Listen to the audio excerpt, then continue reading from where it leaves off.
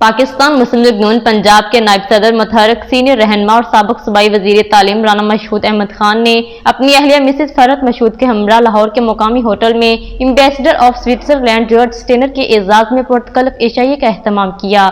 मजीद अहवाल जानते हैं लाहौर से हमारे नुमाइंदे की इस रिपोर्ट में। साबिक सूबाई वजीर तालीम और पाकिस्तान मुस्लिम लीग नून पंजाब के नायब सदर राना मशहूद अहमद खान और उनकी अहलिया मिसेज फरहत मशहूद खान ने स्विट्जरलैंड के एम्बेसडर जॉर्ज स्टेनर के एजाज में लाहौर के मुकामी रेस्टोरेंट में पुरतकल्लफ एशाई का एहतमाम किया।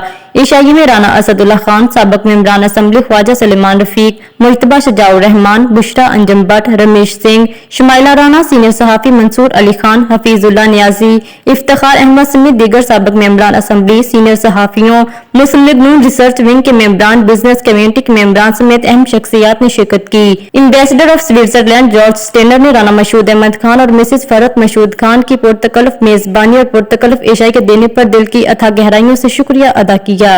नाज़रीन, आपको लम्हा बालम्हा बाखबर रखने के लिए कोशिश है। मजीद अपडेट्स के लिए देखते रहिए अंडरग्राउंड न्यूज।